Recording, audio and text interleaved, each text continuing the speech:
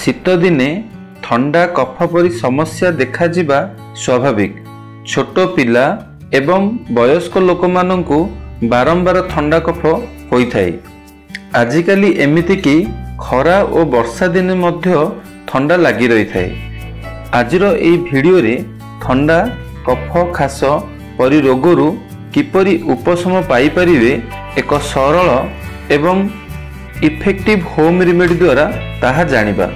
संपूर्ण वीडियो देखंतु तुलसी द्वारा केमिति चाहा तैयारी करिवे एवं ठंडा कफ परी रोगरु उपशम पाई परिवे। Welcome to my angel health care YouTube channel. एथिरे हेल्थ, आयुर्वेदा, होम रेमेडी एवं रेसिपी विषय रे रिसर्च एंड रिजल्ट वीडियो जानि परिवे। सब्सक्राइब करंतु my angel health care YouTube channel. Like और शेयर निश्चय करंतु। निजको स्वस्थ रखंतु, समाज को मध्य स्वस्थ रखिबारे सहाय्य करंतु। ठंडा कफ खास इसोनोफिलिया एपरी रोगरु उपशम पाइबा पई तुलसी द्वारा प्रस्तुत एही चाहा बहुत लाभदायक। चलंतु जानिबा एही चाहा बनैबा पई कौन कौन आवश्यक। फ्रेश तुलसी 21 पत्र, गुड़ 1 चमच, ब्लैक पेपर बा गोल मरीच 7टी, अदा 1 छोट पीस, हलदी अध चमच। वीडियो को संपूर्ण देखंतु किपरि तैयारी करिवे। 100 ml पानी रे तुलसी 21 पत्र को 2 मिनट गरम करिवे। तापरे 7टी गोल मरीच को भल भाबे गुंड करी सेथिरे मिक्स करिवे।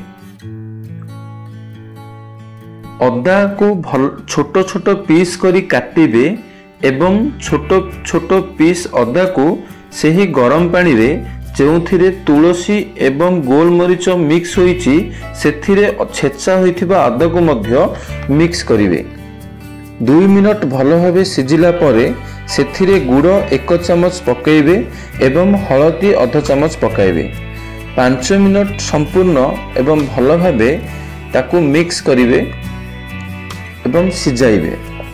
तापरे ताकू छाणिबे एवं सेही गरम पानी को दिन को 2 थर व्यवहार करिवे। एही होम रेमेडी बहुत लाभदायक कफ, ठंडा, इसोनोफिलिया इत्यादि रोगरे। यह संपूर्ण आयुर्वेदिक चाहा। यह व्यवहार करिबा द्वारा शरीरर इम्यूनिटी पावर बढ़िबा सह अन्यान्य रोगरे मध्य बहुत लाभदायक अटे। होम रेमेडी बहुत समय रे आपनक रोग को ठीक करिबारे सहायता करिथाय। किंतु ठंडा कफ, इसोनोफिलिया एही परि रोग जदि बहुत पुराना होई जाय थाए किंबा अन्य कोनोसी रोगर समस्या थाए तेबे एही तुलसी हर्बाल टी रो प्रभाव साधारण कमी जाई थाए। हाँ, यह सत कथा जे प्रत्येक दिन केमिकल युक्त औषध खाइबा बदल रे नेचुरल होम रेमेडी शरीर पई अत्यंत लाभ। एही तुलसी टी आपण माने घरे तैयारी करंतु, व्यवहार करंतु एवं कमेंट करंतु जे यह व्यवहार करबा द्वारा आपन को कौन कौन फायदा होइछि। निश्चय कमेंट बॉक्स रे आपण कमेंट जणाइबे एवं अन्य केउ केउ रोगर होम रेमेडी आपण जानिबा को चाहुचंदी ताहा कमेंट करंतु। सेही कमेंट को भल भाबे आमे देखि सेही रोग उपरे न्यू होम रेमेडी यूट्यूब रे आम चैनल रे निश्चय पब्लिश करिवो। वीडियो को संपूर्ण देखिथिबा हेतु धन्यवाद। सब्सक्राइब, लाइक, शेयर करिबा जमा भूलिबेनी। निजको स्वस्थ रखंतु एवं समाज को भी सुस्थ रखिबारे सहायता करंतु।